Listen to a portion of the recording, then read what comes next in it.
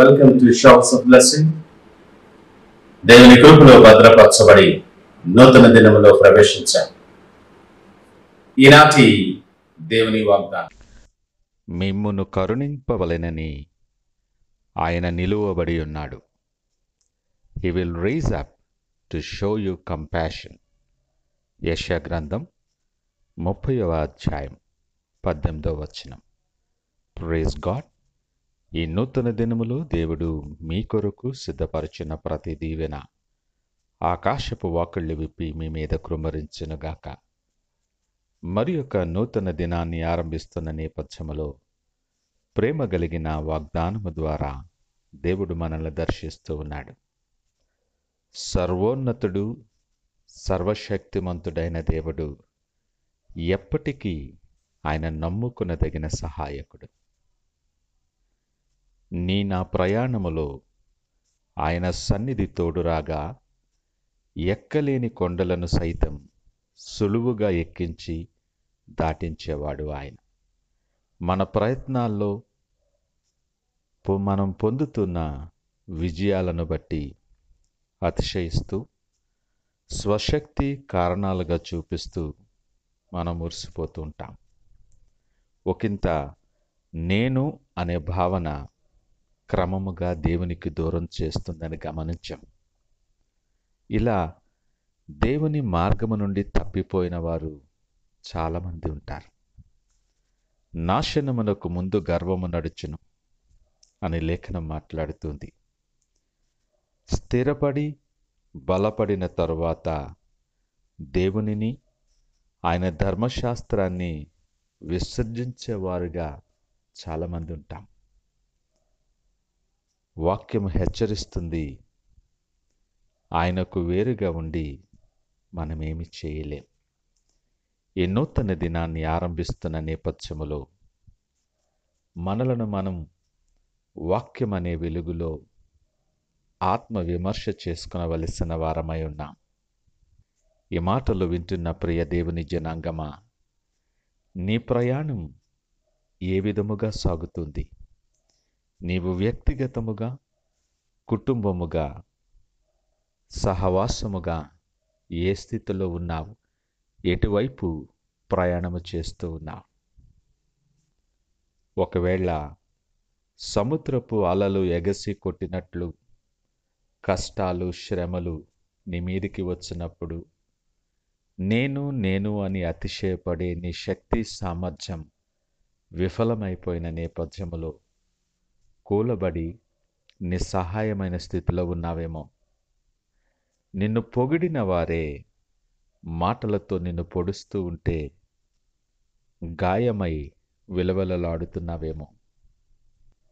నిన్ను బట్టి నీవు అతిశయిస్తూ దేవుని మీద తిరుగుబాటు చేసి తృణీకరించిన నేపథ్యములో నీవు తృణీకరింపబడి హేళన చేయబడుతున్నావేమో. పరిస్థితులు తాలుమాలయ్యి కుమిలిపోతున్నావేమో. నీ పరిస్థితి ఎలాగూ ఉన్నప్పటికీ కరుణా సంపన్నుడైన దేవుడు ఇంకా నిన్ను ప్రేమిస్తూ ఉన్నాడు. ఈ ఉదయకాలం, ఈ నూతన దినము నీతో మాట్లాడుతున్న దేవుడు అంటున్నాడు, చూడు, నా అరచేతుల మీద నిన్ను చెక్కాను.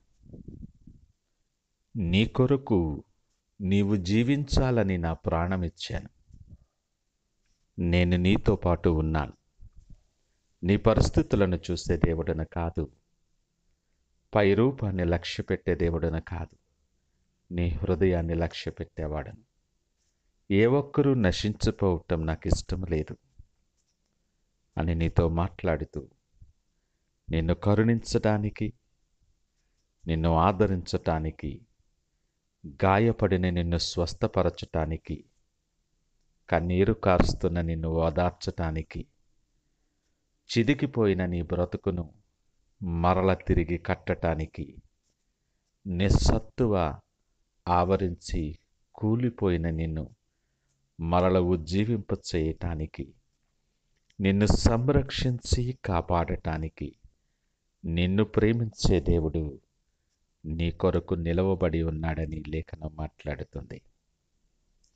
నిన్నందరూ విడిచిపెట్టిపోయిండొచ్చు, పరిస్థితులు అతలాకుతలము చేసి ఉండొచ్చు.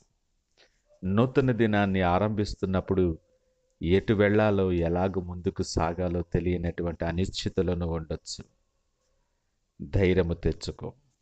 ఆయన నీ కొరకు సింహాసనము నుండి నిలవబడి ఉన్నాడు. నిన్ను ముట్టి, నిన్ను స్వస్థపరిచి, నీ పరిస్థితులన్నీ సరిచేసి నీ ముందర నడిచేవాడు, మెట్టగా ఉన్న ప్రతి స్థలాన్ని సరళము చేసే దేవుడు. నిన్ను చేయి పట్టి ఆయన రొమ్మును ఆనించుకొని నడిచేవాడు ఆయన. దిగులు పడకు, ధైర్యము తెచ్చుకో, నిబ్బరము కలిగి ఆయన వైపు చూడు. ఇప్పుడైనా నేను అన్న మాటను విడిచిపెట్టి ఒక్కసారి నీ హృదయాన్ని ఆయన వైపు త్రిప్పు. ఆయనను నమ్ముకో. నీ చేతిని ఆయనకిచ్చి ఆయన సిద్ధపరిచిన మార్గాలలో మునుపెన్నడూ నువ్వు అనుభవించినటువంటి నెమ్మది, సమాధానము నీకు అనుగ్రహిస్తూ దీవెనలో ఆయన నిన్ను నడిపిస్తాడు.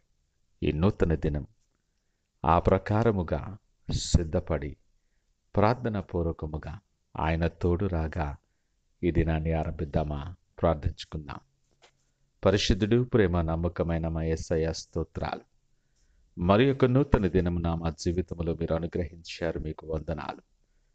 అననుకూల పరిస్థితులలో మాకు అనుకూలత అనుగ్రహించి మా మార్గము సరళము చేయువాడా, నీకు వందనాలు. మీరు సిద్ధపరిచిన దీవెనకరమైన మార్గాల్లో నడుస్తూ మీ కొరకు సాక్షిగా మీ మహిమార్థమై వాడబడటానికి మమ్మలను బలపరిచి మీరే మహిమ, ఘనత, ప్రభావాలు పొందమని యేసు నామమున అడిగి వేడుకొనుచున్నాము తండ్రి. ఆమేన్. God bless you.